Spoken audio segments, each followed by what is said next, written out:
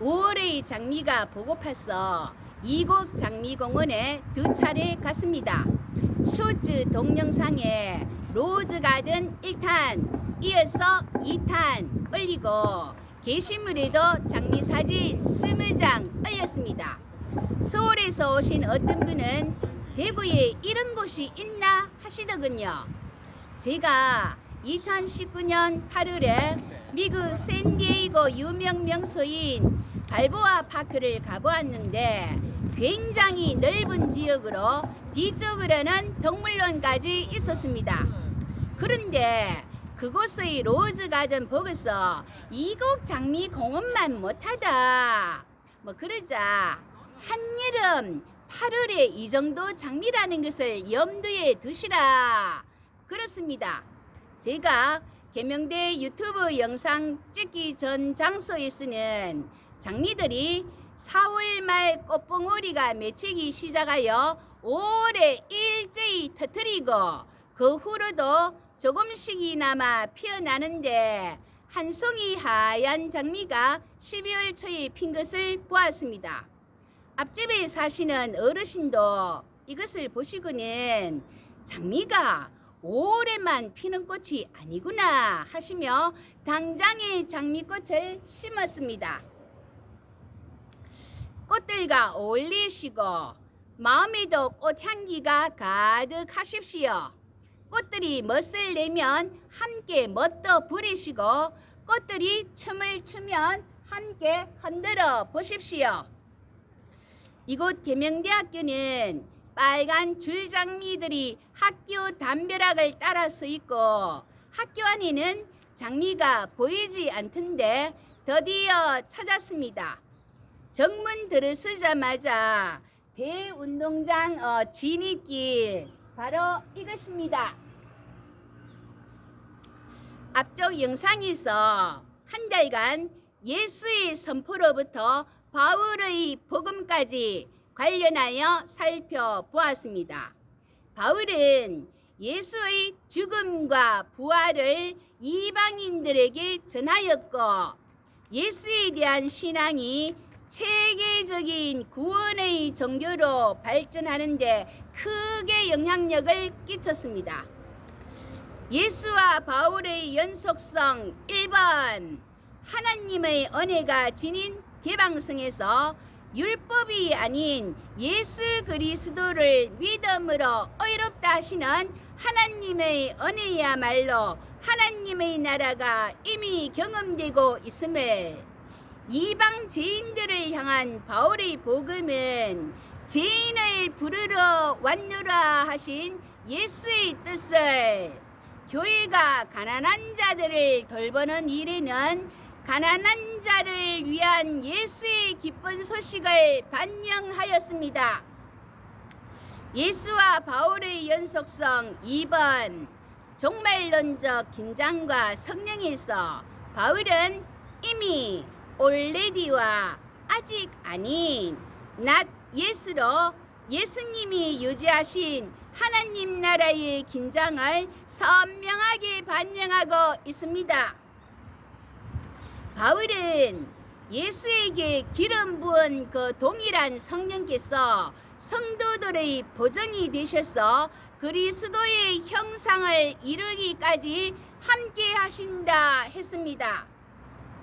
예수와 바울의 연속성 3번, 사랑의 계명에서 바울은 예수님의 가르침, 하나님에 대한 사랑과 이웃에 대한 사랑을 그대로 이어받으며 그리스도 예수 안에서는 할례나 무할례나 혈액이 없고 사랑으로서 역사하는 믿음뿐임을 분명히 했습니다.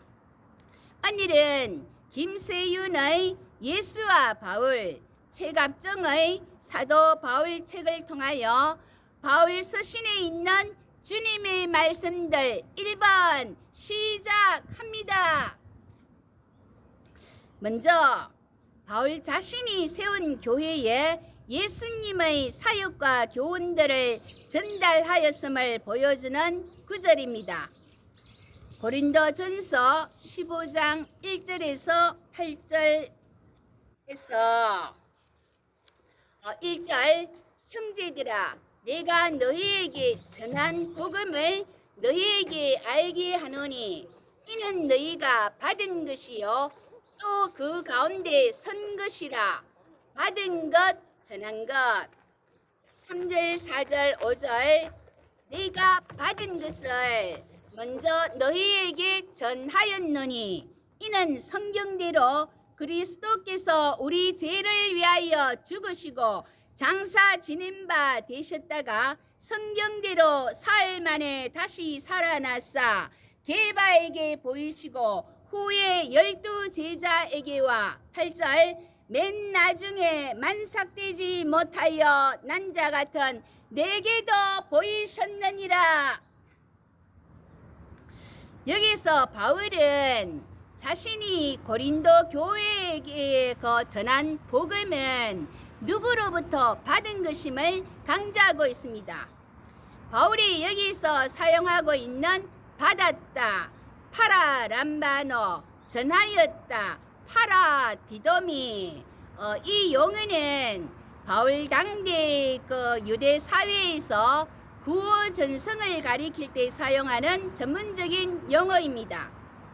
유대 랍비 문헌에는 토라가 모세로부터 어떤 과정을 거쳐 1세기 초에 유명한 랍비 힐릴과 샴마이와 바울의 선생인 가마리엘까지 전승되어 왔는지를 설명하면서 두 전문적인 용어인 받다와 전하다를 사용하고 있습니다. 그러니까 모세는 시내산으로부터 토라를 받았고 그리고 여호수아에게 전승하였으며 여호수아는 그것을 장로들에게, 장로들은 선지자들에게, 선지자들은 회당의 사람들에게 이렇게 하여 힐렐과 샴마이는 그것을 받았고 이것이 랍비 가말리엘에게 전승하였다는 것입니다. 이러한 토라 전승 때에 사용되는 전문 용어가 바울이 고린도전서 15장에서 사용하고 있는 받았다, 전하였다 입니다. 바울이 받고 고린도 교회에 전하여 준 복음의 내용을 15장 3절 이하에서 요약하고 있는데 그것이 바로 예수님의 죽음, 장사, 부활과 그리고 부활하신 예수님께서 베드로를 시작하여 제일 마지막에 바울 자기에게까지 나타내신 일임을 이제 말하고 있습니다.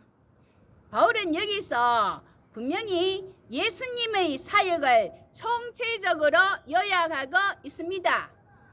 그리고 이 복음을 누군가로부터 받았음을 강조하고 있습니다.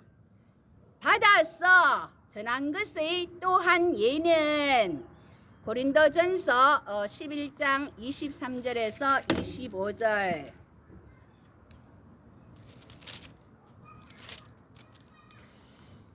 내가 너희에게 전한 것은 주께 받은 것이니 받은 것, 전한 것 곧 주 예수께서 잡히시던 밤에 떡을 가지사 축사하시고 떼어 이르시되 이것은 너희를 위하는 내 몸이니 이것을 행하여 나를 기념하라 하시고 식후에 또한 그와 같이 잔을 가지시고 이르시되 이 잔은 내 피로 세운 새 언약이니 이것을 행하여 마실 때마다 나를 기념하라 하셨으니 우리가 성찬식 때 익히 접하는 그런 구절입니다.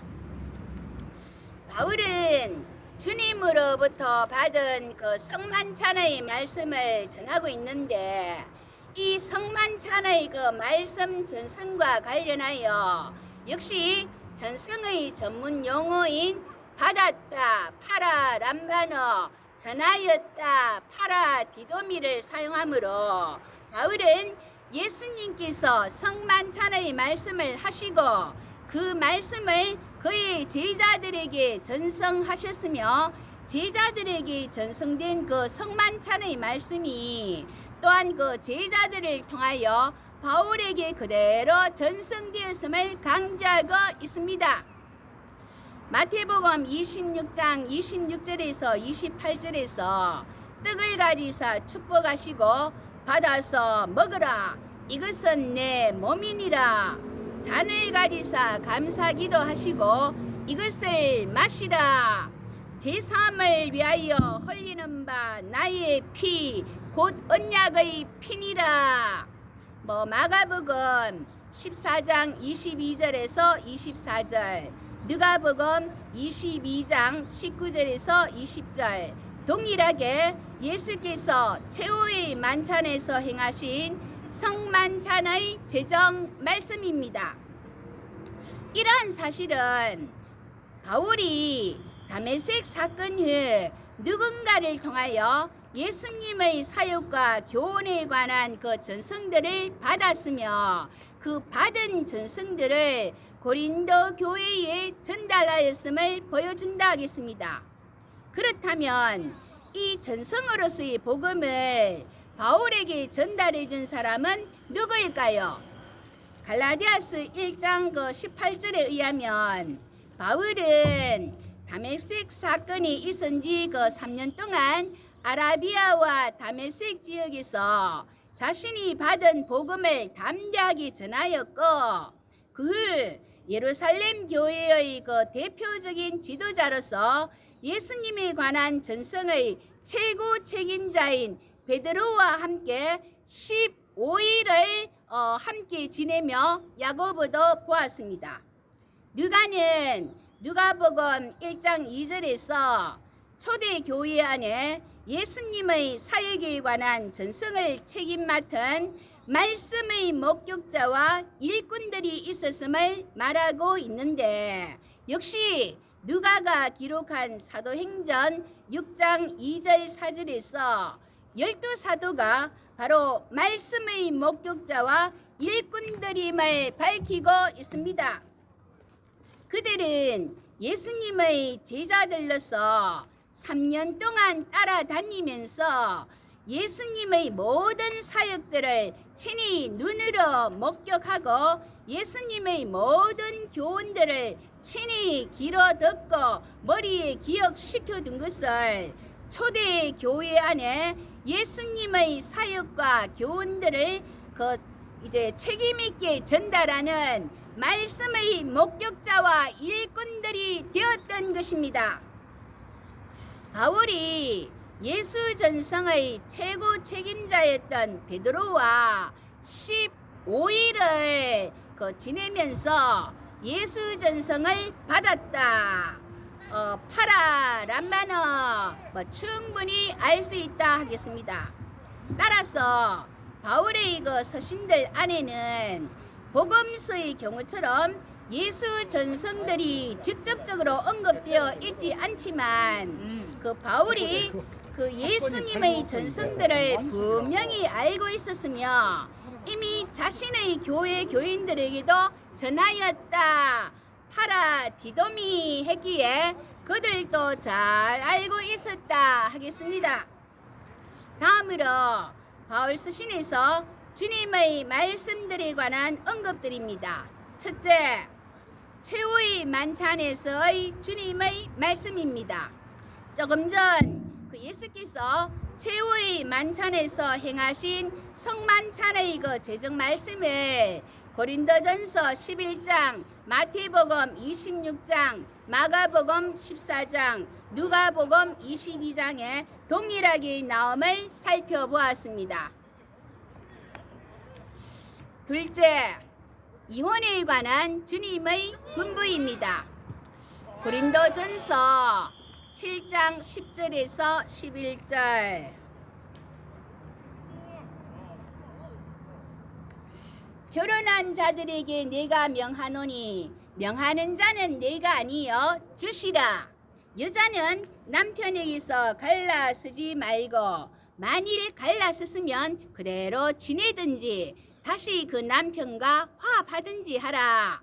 남편도 아내를 버리지 말라. 이 말씀은 마태복음 19장 6절에서 9절, 하나님이 짝지어 주신 것을 사람이 나누지 못할지니 누구든지 엄행한 이유 외에 그 아내를 버리고 다른 데 장가 드는 자는 간음함이라.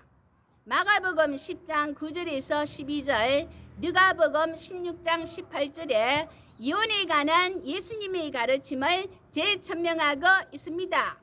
예수님은 창세기 2장 24절로부터 그 이끌어낸 한몸 원리에 입각하여 이혼에 관하여 가르치고 있는데, 바울은 이 원리를 고린도전서 6장 12절에서 20절에서 그리스도인은 그리스도의 지체이기에 엄행에 참여해서는 안 된다, 이 가르침을 위하여 사용하고 있습니다.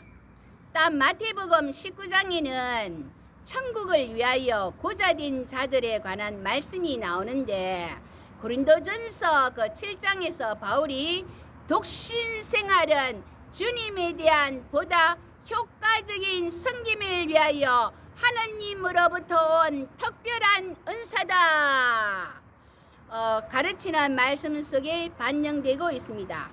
이와 같이 그 바울은 결혼의 그 한몸 원리와 하나님 나라에 대한 봉사와의 관계를 포함하여 예수님의 혼인에 대한 전체적인 가르침을 반영하고 있습니다.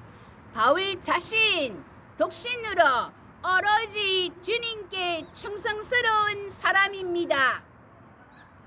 셋째, 복음 전하는 자에 대한 주님의 명령입니다. 고린도전서 9장 14절,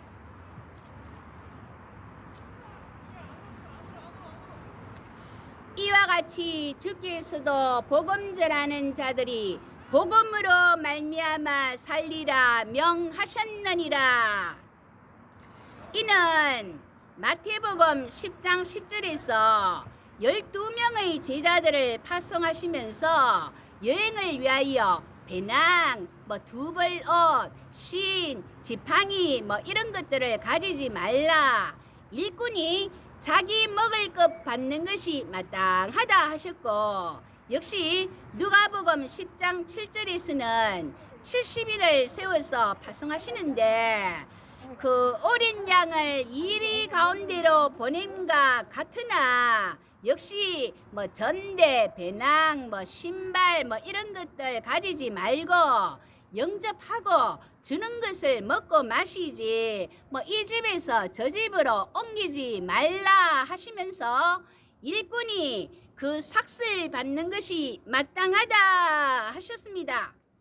실제로 그 명령 안에 담긴 예수님의 그 의도는 아마도 사도들로 하여금 자신들의 생계를 꾸려나가기 위하여 곁길로 빠지는 일 없이 오로지 복음 전파에만 전념토록 하기 위한 것입니다.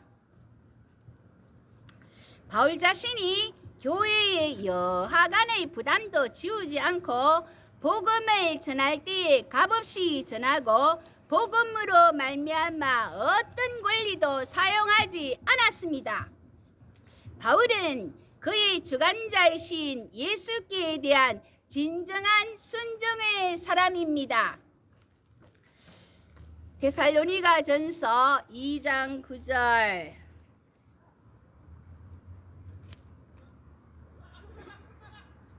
형제들아, 우리의 수고와 애쓴 것을 너희가 기억하리니 너희 아무에게도 폐를 끼치지 아니하려고 밤낮으로 일하면서 너희에게 하나님의 복음을 전하였노라. 바울이 고린도에서 아굴라와 브리스길라 부부와 함께 천막을 만드는 일을 하였다는 것이 사도행전 18장에 나옵니다. 그 밤낮으로 일하면서 복음 전파한 바울입니다. 그런데 그 우리나라 대형교회 목사님 경우 그 대우가 상당하리라 봅니다. 은퇴 나이가 되어 물러나야 하는데도 그 자리가 아까워서 그냥 나올 수가 있겠습니까? 그래서 자식에게 세습시키는 등 문제가 불거지기도 하였습니다. 저의 경우 퇴임하는 그 마지막 달에는 최고 호봉이다, 성과금이니 명절 휴가금이니 이것저것 받는데 막상 직장에서 나가려고 하니 이렇게나 많은 월급이 사라지다니 그 많은 월급이 너무나 아까웠습니다. 연금이라는 것이 반토막도 아닌 3분의 1 그 이하로 떨어지더군요. 현직에 계시는 분 그 일하시느라 힘들지요. 하지만 그 자리가 바로 꽃방석이자 돈방석입니다. 개척교회는 개척교회대로 어려움이 있고 생계가 걱정인 목회자도 분명 있습니다. 누구는 말이야 하는 그런 판단에 앞서 우리 모두는 모든 것을 주관하시는 예수에 대한 바른 자세와 태도를 가져야 하겠습니다. 다음에 바울 서신에서 주님의 말씀들에 관한 언급들 좀 더 하도록 하겠습니다. 바울이 복음을 받고 전함에 있어 최선을 경주함 같이 한눈 팔지 말고 표대를 향해 달려가는 저와 여러분 되시기를 예수님의 이름으로 기도합니다. 아멘.